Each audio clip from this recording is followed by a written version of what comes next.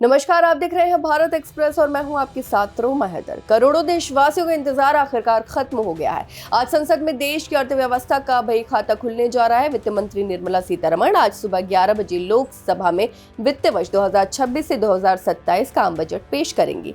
ये मौका ऐतिहासिक है क्योंकि निर्मला सीतारमण लगातार 9वीं बार बजट पेश कर एक नया रिकॉर्ड बनाने जा रही हैं। ऐसा करने वाली वो देश की पहली वित्त मंत्री होंगी। बजट पेश करने से पहले की परंपरागत प्रक्रिया के तहत निर्मला सीतारमण राष्ट्रपति भवन पहुंचकर राष्ट्रपति द्रौपदी मुर्मू को बजट की जानकारी देंगी।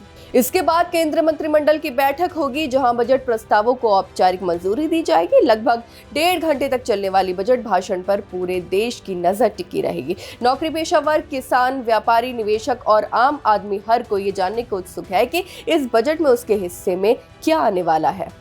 वहीं आम आदमी के मन में सबसे बड़ा सवाल यही है कि क्या इस बार इनकम टैक्स से राहत मिलेगी। फिलहाल सूत्रों से मिली जानकारी के मुताबिक इनकम टैक्स स्लैब में बड़ी छूट की संभावना कम ही नजर आ रही है। हालांकि सरकार रिटायरमेंट प्लानिंग को बढ़ावा देने के लिए नेशनल पेंशन सिस्टम को और आकर्षक बना सकती है। इससे खासतौर पर मिडिल क्लास और नौकरी पेशा लोगों को लंबी अवधि में फायदा मिल सकता है। इसके साथ ही आम निवेशकों के लिए सिस्टमैटिक विड्रॉल प्लान पर टैक्स छूट का प्रावधान लाने की भी चर्चा है।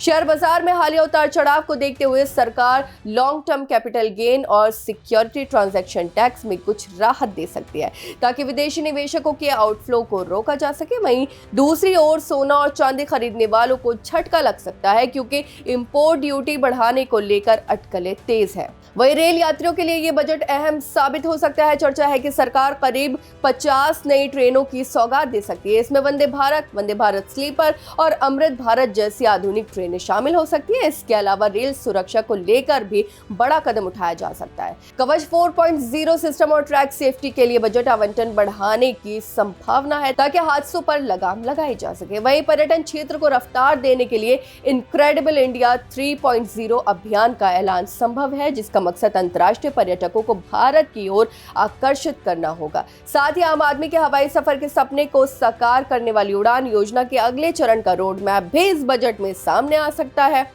वहीं इस बजट की एक प्रमुख थीम स्वदेशी और आत्मनिर्भर भारत रहने की उम्मीद है। वहीं रक्षा क्षेत्र के बजट में बड़ी बढ़ोतरी संभव है, ताकि सेना का आधुनिकीकरण हो और हथियारों के लिए विदेशी निर्भरता कम की जा सके। टेक्नोलॉजी सेक्टर में आर्टिफिशियल इंटेलिजेंस, एआई और डीप टेक स्टार्टअप्स को बढ़ावा देने के लिए सरकार बड़े ऐलान कर सकती है। डेटा सेंटर और डिजिटल इंफ्रास्ट्रक्चर पर भी विशेष फोकस रहने की संभावना है। वहीं मैन्युफैक्चरिंग को मजबूती देने के लिए मोबाइल और इलेक्ट्रॉनिक कंपोनेंट्स की पीएलआई स्कीम का दायरा बढ़ाया जा सकता है। इसके साथ ही ड्रोन मैन्युफैक्चरिंग के लिए नई योजनाएं और इंसेंटिव का भी ऐलान संभव है। कुल मिलाकर बजट 2026 से विकास, निवेश और आत्मनिर्भरता को नई दिशा मिलने की उम्मीद जताई जा रही है। आपकी इस बारे में क्या राय है, हमें कमेंट करके जरूर बताएं। फिलहाल इस खबर में बस इतना ही, और ऐसी तमाम खबरों को देखने के लिए देखते रहिए भारत एक्सप्रेस।